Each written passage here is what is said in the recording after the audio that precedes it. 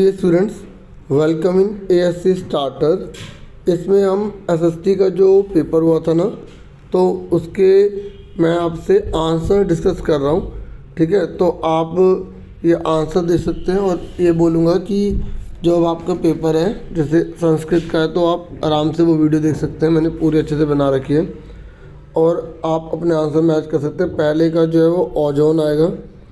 ठीक है, जो ये दूसरा है ना, इसमें आपसे बोला गया था कि जहाँ पर हीलियम और हाइड्रोजन है, ठीक है, तो वो है बहिर्मंडल। ठीक है, तो इसका डी आंसर है। और देखो, जो भी आपका सब्जेक्ट वगैरह है ना, तो आप एनसीईआरटी की बुक को बहुत डीपली पढ़ो अगर अच्छा स्कोर करते हैं तो। ठीक है, तो थर्ड में पृथ्वीराज चौहान है। जो फोर्थ है ना, तो फोर्थ में इसने बोला था कि आपको ऑर्डर में लगाना है, तो पहले ट्रोपोस्फीयर, फिर स्ट्रेटोस्फीयर, मेसोस्फीयर और एक्सोस्फीयर। इसमें एक नहीं देगा तो इसे छोड़ देंगे। ठीक है, तो इसका ए आंसर आ जाएगा। ठीक है, उसके बाद रजिया सुल्तान के समय की जानकारी हमें किस इतिहासकार से मिलती है, तो मिनाज इसरार ने लिखा। आप बुक में हिस्ट्री के देखेंगे तो एक पूरे पेज पर पूरा एक्सप्लेन भी किया हुआ है। और अगर हम बात करें सुलह कुल की नीति, तो वो अकबर ने स्टार्ट करी थी।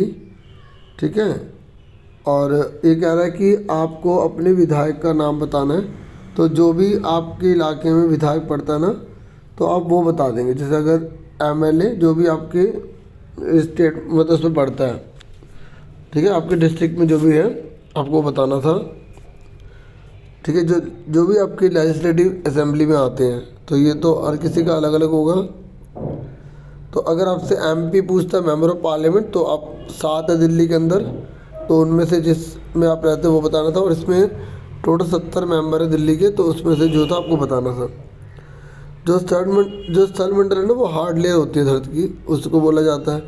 एनवायरनमेंट, जो भी हमारे आसपास सराउंडिंग हम देखते हैं ना, वो है एनवायरनमेंट। थोड़ा थोड़ा बता रहा हूँ, आपने पढ़ा होगा, मतलब देख लेना कि आपने इसी के जैसा लिखा है नहीं लिखा। और प्रेस कॉन्फ्रेंस का मतलब होता है जब गवर्नमेंट की ओर से अगर कोई या कोई भी मतलब पॉलिटिकल पार्टी भी हो सकती है, वो अपनी इंफॉर्मेशन जो पब्लिक को शेयर करती है ना, ठीक है, मीडिया के थ्रू, तो वो होती है प्रेस कॉन्फ्रेंस। ठीक है, और ये कह रहा है कि जो मिड डे मील है, ये क्या इक्वलिटी को प्रमोट करता है? बोलो हाँ, करता है, क्योंकि इससे क्योंकि जो गरीब व्यक्ति हैं उसको वो भी भोजन मिलेगा, उसको भी न्यूट्रिशन मिलेगी, तो आगे समाज के साथ उसे भी जुड़ने का मौका मिलेगा। और ये नागरिक अधिकार आंदोलन जो है, वो जो अफ्रीका के जो लोग थे अफ्रो अमेरिकन, तो उनको काफ़ी डिस्क्रिमिनेशन झेलना पड़ता था, तो डिस्क्रिमिनेशन दूर करने के लिए, ठीक है, भेदभाव को दूर करने के लिए चलाया गया था। ठीक है, फिर ये कह रहा है पर्यावरण में कौन कौन से कंपोनेंट होते हैं, तो उसमें बायोटिक अबायोटिक है ना, उसके बारे में आपको बताना था। बायोटिक जो जिंदा होते हैं, अबायोटिक जो होते हैं वो जिंदा नहीं, तो प्राकृतिक होते हैं। ठीक है, बायोटिक में जैसे ह्यूमन बींग आ जाएगा, अबायोटिक के अंदर जो है रॉक्स वगैरह। तो ग्लोबल वार्मिंग क्या होता है? धरती का ताप जो बढ़ जाता है ना, उसे बोलते हैं। तो इसके नुकसान क्या है?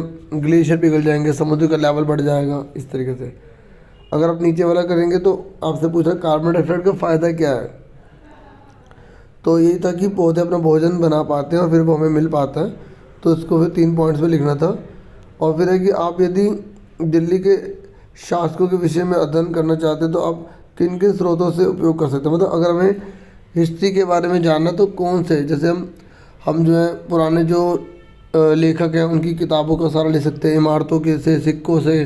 ठीक है, जो मैन्युस्क्रिप्ट्स होती है ना, पांडुलिपियाँ होती हैं, ठीक है, इंस्क्रिप्शंस होते हैं, ठीक है, ऑल जो माउंटेन्स होते हैं, ठीक है, मॉन्यूमेंट्स जो होते हैं, सॉरी, ठीक है, तो उससे हम जान सकते हैं। तो उसके बाद कह रहा है कि वस्तु विनिमय किसे कहते हैं? जब वस्तु के बदले वस्तु लेते और देते हैं ना, when goods are exchange for goods is called. ठीक है, तो इस तरीके से आपने जैसे लॉन्ग क्वेश्चन वगैरह देखे वो तो आपने कर लिए होंगे। मैं सिर्फ आप पैसेज के आंसर डिस्कस कर देता हूँ आपके साथ। ठीक है, तो जैसे चलो ये पढ़ लेते हैं। जैसे लिखा ना, यदि आप दिल्ली के मुख्यमंत्री होते तो आप किन किन समस्याओं का समाधान करेंगे? आपको अपने व्यूज़ देने थे, जैसे जो अगर आप मुख्यमंत्री होते तो क्या क्या सोल्व करते आप। और दिल्ली सल्तनत जैसे विशाल साम्राज्य के समेकन के लिए विश्व स्तरीय सूबेदारों और प्रशासकों की आवश्यकता थी।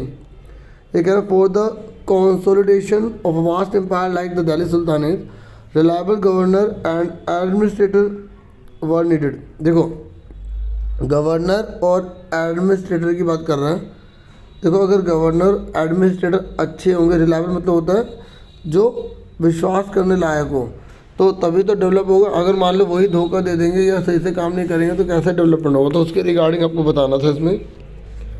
चलो अब मैं ना आपसे जो पैसेज है वो थोड़े से डिस्कस कर लेता हूँ, ठीक है। तो देखो यहाँ पैसेज में ना हमें इक्वलिटी के बेस पर जो है बात की गई है, ठीक है। तो आपसे पूछ रहे हैं कि जो हमारा कॉन्स्टिट्यूशन है ना वो इनमें से किसको अलाउ करता है, किसको अलाउ नहीं करता, ये आपको बताना है, ठीक है। मैं ये इंग्लिश में है और ये हिंदी में पढ़ जाता हूँ ताकि क्लियर हो जाए, ठीक है। बाकी इंग्लिश में भी जो लगेगा मैं आपको बता दूंगा। अगर किसी व्यक्ति को उसकी जाति के कारण खेल के मैदान में प्रवेश देने से मना करना, refusing to admit any person to the playground because of his caste. अगर आप किसी व्यक्ति को उसकी कास्ट पर कह रहे हो कि भाई आप इस कास्ट को आप पार्क में नहीं आ सकते, तो क्या हमारा कॉन्स्टिट्यूशन इस बात को अलाउड करता है? आप बोलोगे नहीं करता, तो आप जो है इस पर क्रॉस मार देंगे और लिख देंगे कि भाई हमें इक्वलिटी का राइट मिला हुआ है, ठीक है। और इसलिए समानता है।